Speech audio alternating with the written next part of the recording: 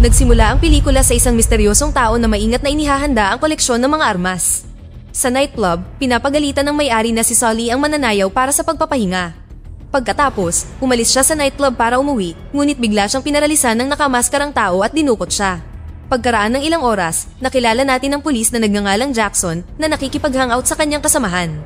Dinukot din siya ng parehong nakamaskarang tao na nag-spray ng tear gas sa mata ng kanyang kasamahan bago tumakas. Ang isa pang lalaking nagngangalang Coogan ay nasa malapit na restaurant, nanonood ng balita tungkol sa sunod-sunod na panginidnap sa lungsod. Nag-alala siya at lumabas ng restaurant pero napansin niyang may sumusunod sa kanya. Naglabas ng kutsilyo si Coogan para ipagtanggol ang sarili, ngunit mabilis siyang pinaralisan ng estranghero gamit ang electric shock at kinaladkad siya palayo. Ang sunod na biktima ay binata na nagngangalang Christian, na palis ng bar sa hating gabi. Pagkatapos ay nakilala natin si Kelly Murphy, na dinukot din ng estranghero matapos paralisahin ng electric shock. Sa sumunod na eksena, makikita ang lahat ng mga dinukot na biktima sa iisang silid, nakatali sa mga poste na may takip ang mga ulo. Ilang sandali pa, binuksan ng lalaking nakamaskara ang ilaw at sinimulang tanggalin ang bag at tape sa bawat isa. Napag-alaman na mayroong kabuuang 9 na bihag sa silid. Kasama sa mga nakita na natin, may mga bagong biktima rin, tulad ni na Leon, Eddie, isang pari na nagngangalang Padre Francis, at babaeng Chinese na si Chan na hindi marunong magsalita ng Ingles. Nalilito ang lahat ng biktima kung bakit sila narito at pinagmumura ang lalaking nakamaskara. Gayunpaman, mahinahong ipinaalam sa kanila ng kidnapper na dinala silang lahat dito para sa partikular na dahilan at nasa kanila na kung paano aalamin kung bakit. Nagbabala siya na bawat 10 minuto, babalik siya at papatayin ang isa sa kanila kapag nabigo silang alamin ang katotohanan. Ngunit kung magagawa nila ito, ipinangako niyang palalayain ang natitirang mga nakaligtas at ipagtatapat ang lahat ng kanyang mga krimen sa pulisya. Kasunod nito, ang lalaking nakamaskara ay naghagis ng ilang piraso ng chalk, ini-activate ang timer, at lumabas ng kwarto. Ang isang kamay ng bawat bihag ay biglang pinakawalan at sinimulan nilang mag-isip kung ano ang maaaring ginawa nila upang maging karapat-dapat sa gayong parusa. Binanggit ni Eddie si Padre Francis at nagmungkahi na maaaring nang molesta siya ng bata, ngunit iginiit ng pari na hindi niya sinaktan ang sino man sa buong buhay niya. Sa sandaling ito, ipinagtapat ni Coogan na nang molesta siya ng bata na naging dahilan upang murahin at sigawan siya ng iba. Sunod, kumuha si Eddie ng chalk at nagsimulang magsulat sa dingding habang isa-isang nagpakilala ang lahat.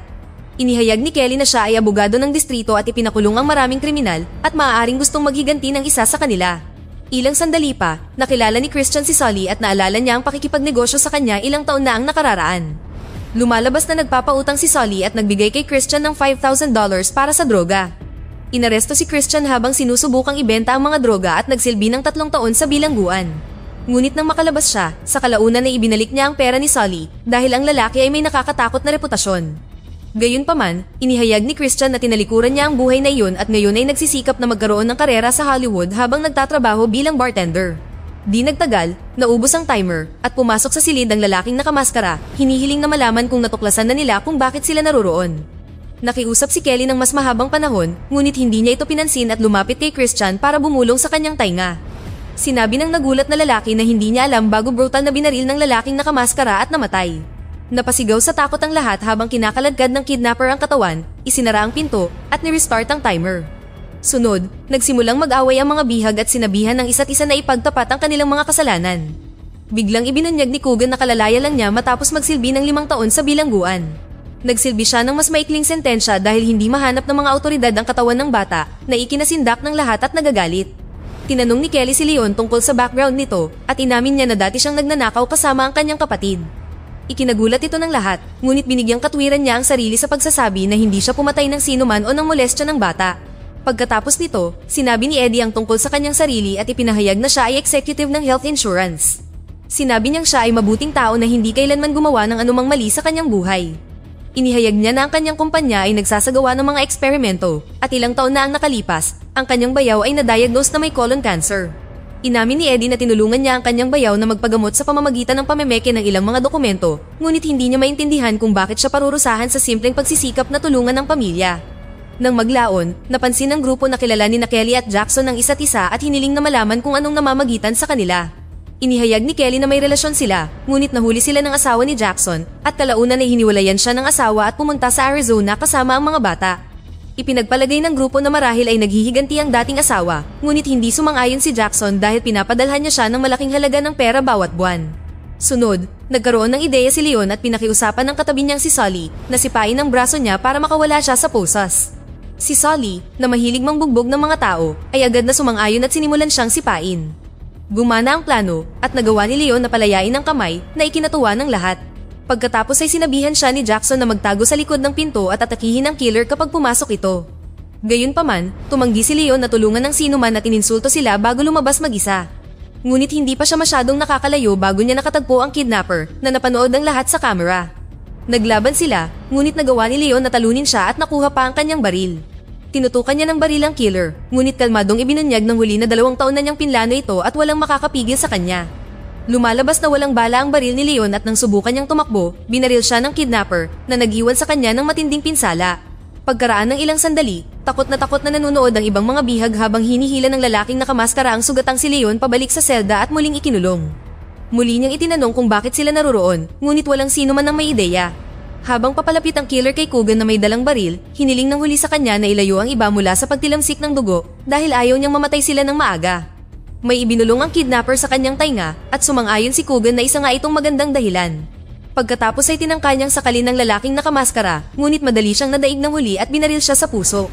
Habang kinakalagad niya ang walang buhay na katawan ni Coogan palabas ng silid, binalaan niya si Leon na siya ang susunod na biktima. Makalipas ang ilang sandali, nagsimula muli ang timer at lalong nababalisa ang grupo dahil wala pa rin silang ideya kung bakit sila naroroon. Nagkaroon ng kaunting pag-asa nang makilala ni Chan si Kelly at nagsimulang magsalita sa Mandarin. Ngunit dahil walang ibang nakakaintindi sa kanya, ginamit ni Chan ang chalk para gumuhit ng bagay at sinabi pa niyang, bangbang, na nagpapahiwatig ng pamamaril. Sa sandaling ito, sa wakas ay nakilala siya ni Kelly at tinanong kung ang pangalan niya ay Nong Chan na kinumpirma ng babae. Lumalabas na ilang taon na ang nakalipas, si Kelly ay humawak ng kaso ng pagnanakaw na kinasasangkutan ng tindahan ng alak na pag-aari ni Chan. Nakilala ng matandang babae ang kriminal, 20 anyos na lalaki na nagngangalang Wade Greeley, na ipinadala ni Kelly sa bilangguan. Gayunpaman, hindi pa rin nila mayugnay ang lahat dahil ang tanging mayroon sila ay ang pagnanakaw at isang pangalan. Sa 2 minuto lamang na natitira, nagpa siya si Leon na umamin at ipinagtapat na nagsinungaling siya nang sabihin niyang hindi siya pumatay ng sinuman. Lumilitaw na pinatay niya ang sariling kapatid matapos ang pagtataksil sa negosyo at ibinenta ang lahat ng kanilang mga baril. Nagsisisi, humingi si Leon ng kapatawaran at sinabi ng pari na ang humingi ng kapatawaran ay patatawarin. Dumudugo ang sugat, naalala ni Leon ang sinabi ng kidnapper na pinlano niya ito sa loob ng 2 taon. Nagbigay ito ng kaunting pag-asa sa grupo at sinubukan nilang alalahanin ang kanilang ginawa noong mga oras na iyon. Maya-maya, bumukas ang pinto at nang malaman ng killer na wala pa rin silang sagot, binaril niya si Leon at hinila siya palayo. Sa gitna ng kaguluhan at kalituhan, biglang isiniwalat ni Padre Francis na alam niya kung bakit sila narito, ngunit hindi niya maaaring sabihin. Ito ay dahil narinig niya ito sa pangungumpisal at mas mahalaga sa kanya ang relasyon sa Diyos kaysa sa sarili niyang buhay. Sinubukan ni Sully na hikayatin ang pari at nagbanta pa si Kelly na papatayin siya, ngunit tumanggi si Padre Francis na magsabi ng anuman. Iminungkahi ni Eddie na maaaring matuklasan nila ito nang wala ang pari at hiniling sa lahat na ibunyag ang tungkol sa kanilang pinakamadilim na lihim. Sinimulan ng grupo na ibunyag ang ilang mga kakilakilabot na bagay na ginawa nila, ngunit nilinaw ni Padre Francis na patungo sila sa maling direksyon. Nagbigay siya ng pahiwatig at isiniwalat na si Wade Greeley ay walang kinalaman sa pagnanakaw. Ipinagpilitan ni Kelly na hindi ito totoo dahil si Chan ay saksi at mayroon din silang matibay na ebidensya. Gayunpaman, nahulaan ni Eddie na may isang tao sa silid na namumpisal sa pari at ipinagpalagay na si Christian iyon. Kinumpirma ito ng pari at sa nakakagulat na twist, natuklasan nila na si Christian ang nagnakaw sa tindahan upang bayaran si Sully. Ikinagalit ito ni Sully na hindi makapaniwala na nadamay siya dahil lang sa nagpahiram siya ng $5,000.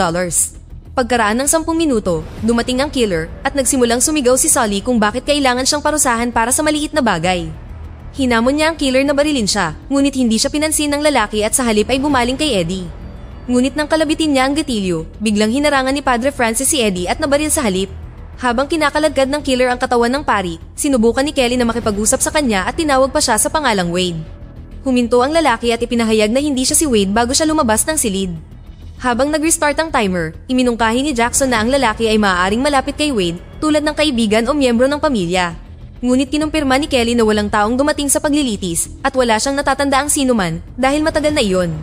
Gayunpaman, lumalabas na si Wade ay nakulong 5 taon na ang nakalilipas na ipinagtaka ni Jackson dahil 2 taon pa lang itong pinlano ng killer. Sa sandaling ito, may napagtanto si Sully at naalala ang sinabi ni Christian na walang-wala siya noong lumabas siya ng kulungan. Ngunit imposible para sa kanya na maisagawa ang pagnanakaw sa tindahan ng alak nang walang armas. Naalala niya ang sinabi ni Leon na ibinenta niya ang mga baril matapos patayin ang kanyang kapatid at pinaghihinalaan na siya ang taong nagbenta ng baril kay Christian. Ipinapaliwanag nito kung bakit ang iba sa kanila ay dinukot, ngunit hindi pa rin nila maisip kung paano konektado dito sina Coogan, Eddie, at Jackson. Di nagtagal, naubos muli ang timer at pumasok sa silid ang killer. Iniabot niya kay Chan ang papel na nakasulat sa Mandarin at sa wakas ay naintindihan niya ang dahilan sa likod ng lahat. Napaluhod ang takot na babae, umiiyak at desperadong humihingi ng tawad. Ngunit hindi nagpakita ng awa ang lalaki at brutal na binaril siya hanggang mamatay. Ikinatakot ito ni Kelly, nakiusap sa killer na palayain siya at sinabing mayroon siyang anak na nangangailangan ng ina. Gayunpaman, nagtanong ang killer kung kailan niya huling nakasama ang kanyang anak na kadalasan ay inaalagaan ng yaya. Sinabi din niya na huwag gamitin ang anak bilang dahilan, pagkatapos ay biglang lumingon kay Jackson at sinabing dapat din siyang magalit.